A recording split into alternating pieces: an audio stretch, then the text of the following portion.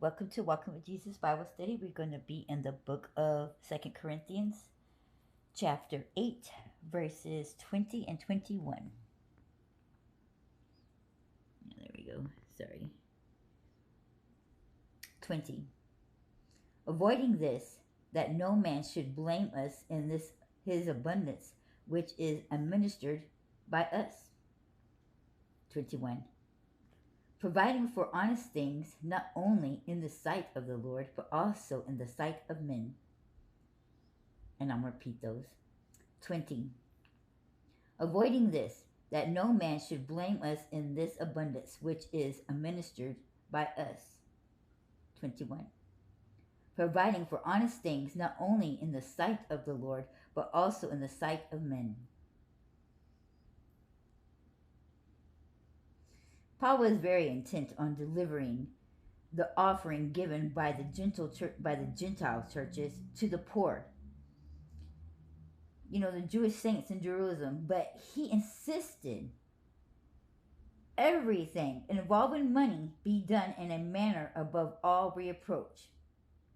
That he had others travel with him to deliver the gift, even though he was trusted by all.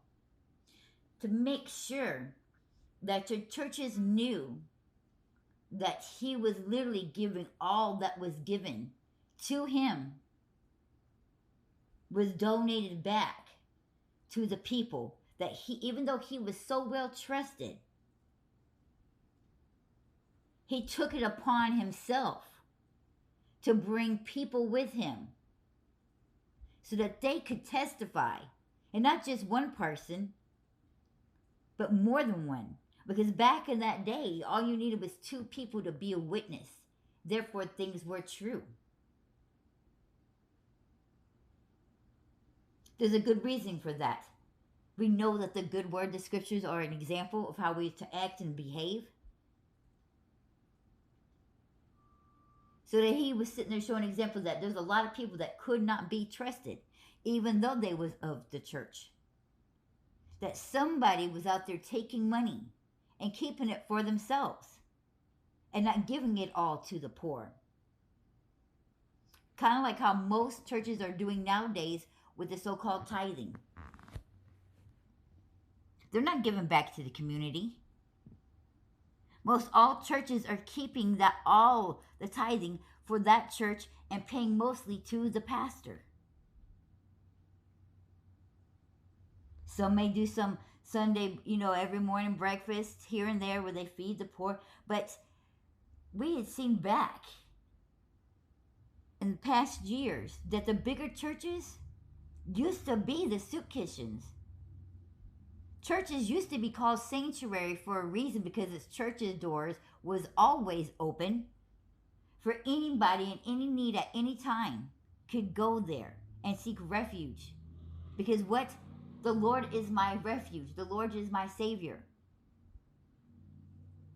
Too many nowadays, you see the church doors, they are closed. I get that their things, their instruments would be stolen.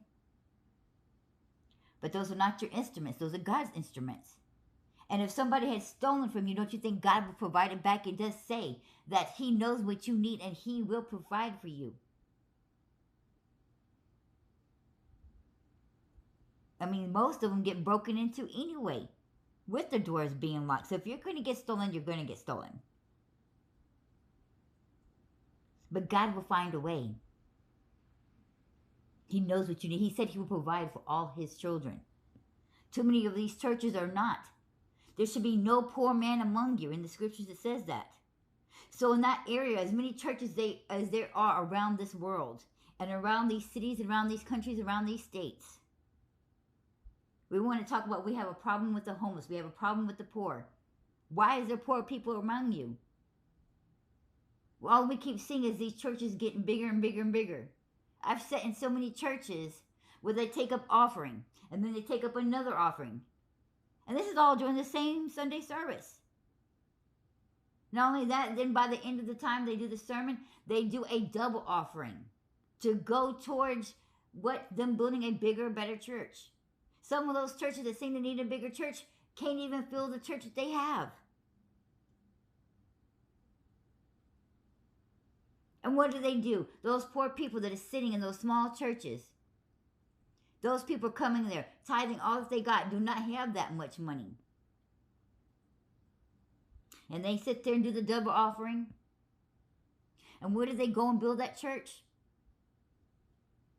Further out, to where those people who helped them build a bigger church can't even go, and most likely hardly ever do attend, because they can't make it. It costs too much. It's no longer in that area. Man, the most churches I ever visited that was most on fire for God wasn't a big church. It was those small little churches that was the most on fire for God, seeking God the most. It's no wonder that Jesus hung around the people that needed him the most, because it was true love. That's why he made the example of the parables about the one king forgiving his servants who owed him. One owed him this much amount of money, and this one owed him only a little bit of money. Who do you think loved that king the most? The one he forgave the most.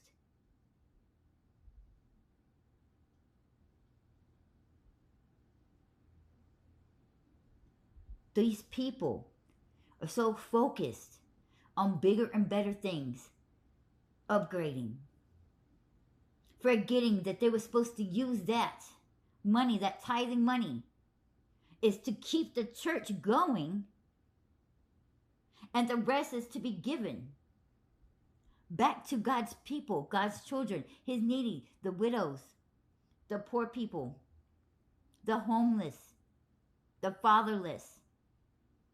Many of the pastors are sitting there and they have people that is attending their church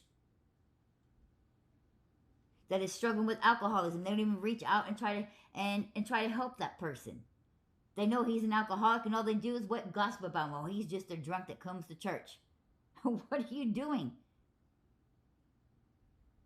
You're supposed to be reaching out, helping that person. They're coming there to seek help, obviously. Oh no, he just comes to church and he goes back to drinking. There's a lot of you that do that. You just come to church on Sundays and you spend your whole Friday and Saturday night out there just drinking and partying like it ain't nothing, but you want to talk about somebody else who's coming there and seeking help. The drug addict coming there to seek help. The church is a hospital for the sick and the needy that God needs to fix and God needs to heal. That's what's going wrong with these churches, and people wonder why. They're not filling up these church seats no more.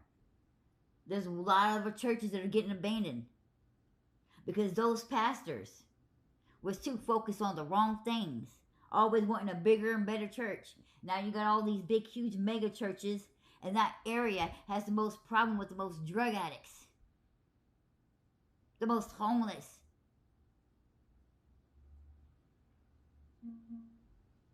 You don't need all that money. Why are they know if they stay in the Word that God's about to destroy all these things and their treasure should be of heaven. Why are they focused on having, I see so many pastors, they're worse than women with the facelifts and driving these big mega cars and stuff like that. And it just should not be so. He blesses those so that they can bless other people. When he blessed these people to be kings, like King David, King Saul, King Solomon, it was to help his people. We're supposed to be helping the congregation. There should nobody coming to your church that is starving through the week, who is wearing the same clothes, and you can tell that when they go about that they're constantly wearing the same clothes.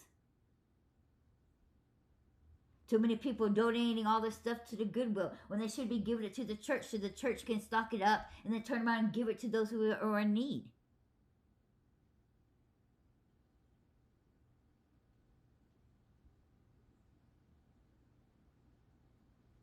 We're supposed to be God's hands and feet. And we're supposed to be his mouth to speak his message, to speak his truth. We're supposed to be his hands and feet. If we got it to give, give. That's what it's truly all about.